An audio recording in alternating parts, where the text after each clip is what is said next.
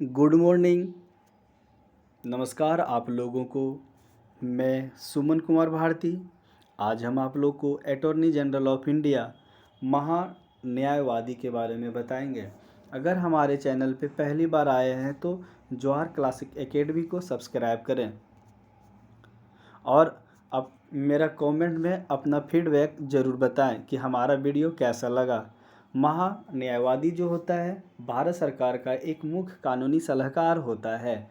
ये उच्चतम न्यायालय में सरकार का प्रमुख वकील होते हैं।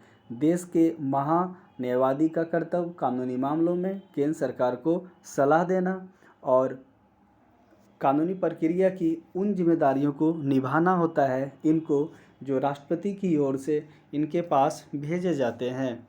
पहला प्रश्न है कि भारत सरकार का प्रथम विधि अधिकारी कौन होता है? संघीय विधि मंत्री या भारत का महान्यायवादी, विधि सचिव या भारत के मुख्य न्यायाधीश? तो इसका आंसर जो होगा भारत का महान्यायवादी। अभी भारत का महान्यायवादी जो हैं के वेणुगोपाल हैं और भारत का जो मुख्य न्यायाधीश है अभी एन वी रमन है। और पहला जो भारत का मुख्य न्यायाधीश थे उनका नाम H.J. कानिया था। अगर हमारे चैनल पे को सब्सक्राइब नहीं किए थे तो प्लीज़ सब्सक्राइब करें और हमारा वीडियो को लाइक भी कर लीजिए आप, ताकि हमको अच्छा लगे। भारत के अटॉर्नी जनरल महान्यायवादी की नियुक्ति कौन करता है? तो भारत के राष्ट्रपति जी करते हैं। ऑप्शन सी सही है। भारत का प्रधानमंत्री की नियुक्ति भी राष्ट्रपति करते हैं। आर्टिकल 75(1) के तहत, अनुच्छेद 75(1) के तहत करते हैं। संघ लोक सेवा आयोग का शासनकाल जो होता है 6 वर्ष या 65 वर्ष, दोनों में जो पहले हो जाए। लोक सेवा का सदस्य ही संघ लोक सेवा आयोग का में अपना योगदान दे सकते हैं। जैसे कि लोक सेवा में कम से कम 10 साल जो काम किए हैं वही संघ लोक सेवा आयोग के अंदर उसका सदस्य बन सकते हैं या तो उसके अंदर काम कर सकते हैं।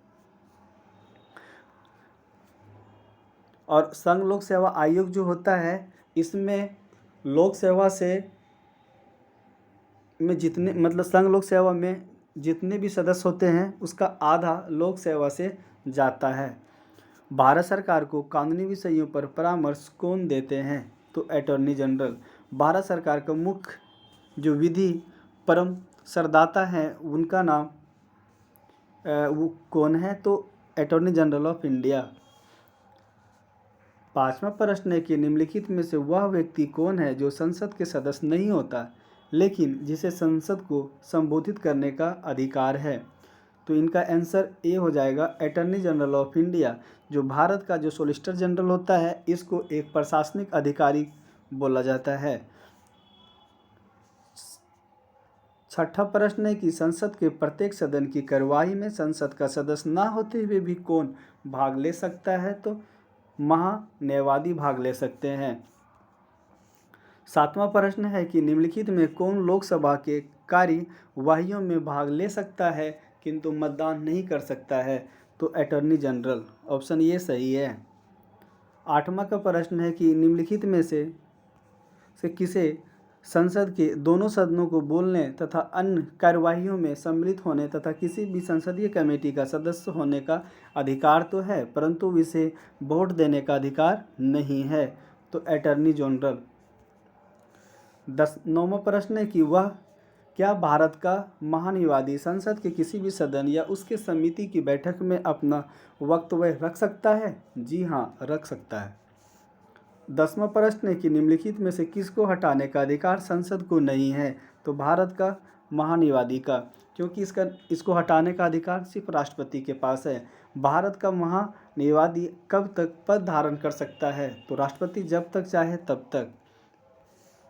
12वां प्रश्न है कि भारत के महान्यायवादी के संबंध में निम्नलिखित में से कौन सा कथन सही नहीं है? वह भारत का प्रथम विधि अधिकारी होता है। सही है। उसे भारत के समस्त न्यायालयों में सरकार का पक्ष प्रस्तुत करने का अधिकार है, ये भी सही है। वह संसद में अथवा संसद के किसी भी बैठक में भाग ले सकता है, ये भी सही है। उसे संसद के कार्यवाही में भाग लेते समय मतदान का अधिकार करना होता है, गलत है। 12 का आंसर डी हो जाएगा। और 13वां प्रश्न है कि भारत के महान्यायवादी के विषय में निम्नलिखित कथनों पर विचार कीजिए। वह भारत के राष्ट्रपति द्वारा नियुक्त किया जाता है, सही है। उसमें वही योग्यता होनी चाहिए जो सर्वोच्च न्यायालय के न्यायाधीश की होती है, दूसरा ऑप्शन भी सही है। उसे संसद के किसी भी एक सदन का सदस्य होना चाहिए, ये गलत है। जरूरी नहीं है कि किसी का सदस्य होना चाहिए इसको।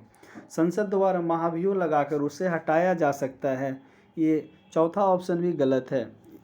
तो इसका आंसर जो होगा ए और बी हो जाएगा।